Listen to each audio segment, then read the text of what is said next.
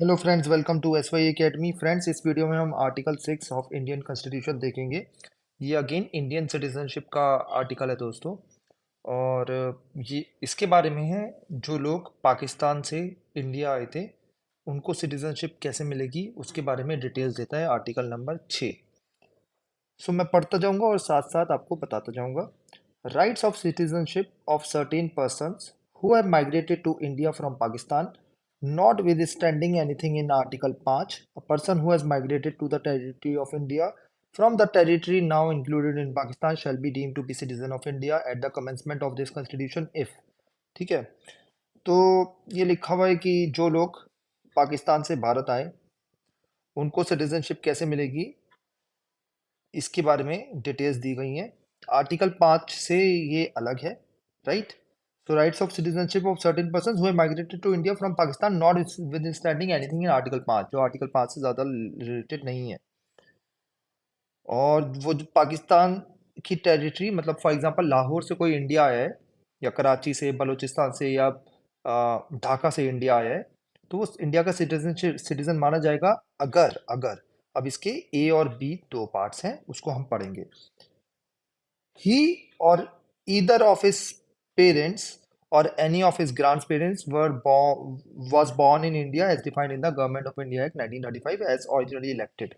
तो एक तो वो और उसके पेरेंट्स और या उसके ग्रैंड पेरेंट्स, ही और कोई भी उनके, या तो वो खुद पैदा हुआ हो या उसका कोई भी माँ बाप में से कोई भी, या कोई भी ग्रैंड पेरेंट इंडिया में बॉर्न हुआ हो, जो वो कौन सा इंडिया है, जो गवर्नमेंट ऑफ इंडिया 1935 में डिफाइन किया गया था।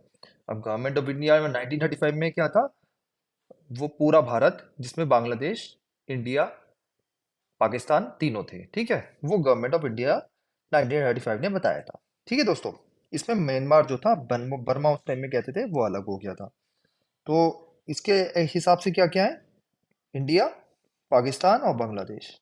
ठीक है, पहले तो ए पार्ट सेटिस्फाई आपको करना होगा, ये एंड लिखा हुआ है। ठीक है, फिर इन दोनों में से कोई भी अगर आप हो तो आपको इंडिया का सिटीजन मान लिया जाएगा। मतलब आप ए सेटिस्फाई कर रहे हो, बी में से या तो वन सेटिस्फाई करो या टू सेटिस्फाई करो, आपको इंडिया का सिटीजन माना जाएगा। चलिए इसको पढ़ते हैं। बी का वन पढ़ते हैं। In the case where such person has so migrated before the 19th day of July 1948, he has been ordinarily resident in the territory of India since the date of his migration।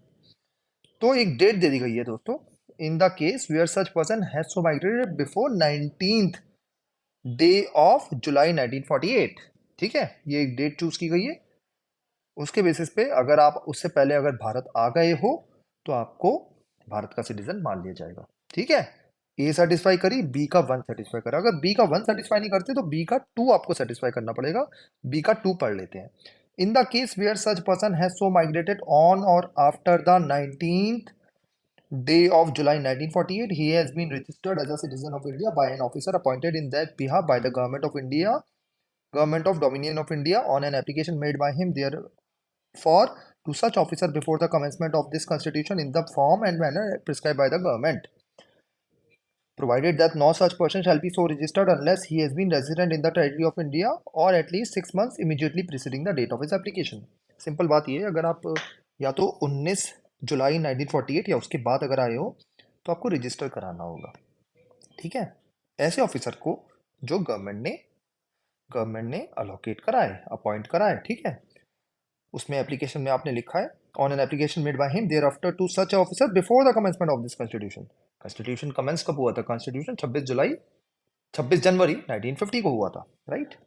उससे पहले ये आपने application दे दी है। उसके साथ साथ ये भी कह रहा है कि provided that no person shall be so registered unless he has been resident in the territory of India और एटलीस्ट 6 months इमीडिएटली। तो मतलब आप 6 महीने से इंडिया में भी रह रहे हो। ठीक है, ये पॉइंट्स हैं। तो ये कुछ चीज़ें हो गई सिंपल सिंपल। अगर इंग्लिश को भूल जाए तो, कि आप, यहाँ पे लिखा हुआ है कि आप, आर्टिकल नंबर 6। आई होप आपको क्लियर हो गया हो। स्टिल कोई डाउट है, कमेंट सेक्शन आपके लिए ओपन है। अगेन ट्राई करिएगा, जितनी इंग्लिश इसमें से पढ़ सकते हो अपने नोट्स में लिखो, आंसर्स में लिख के आओ, उतना बढ़िया आंसर, उतने ज़्यादा मार्क्स मिलेंगे। Thank you. कि आप,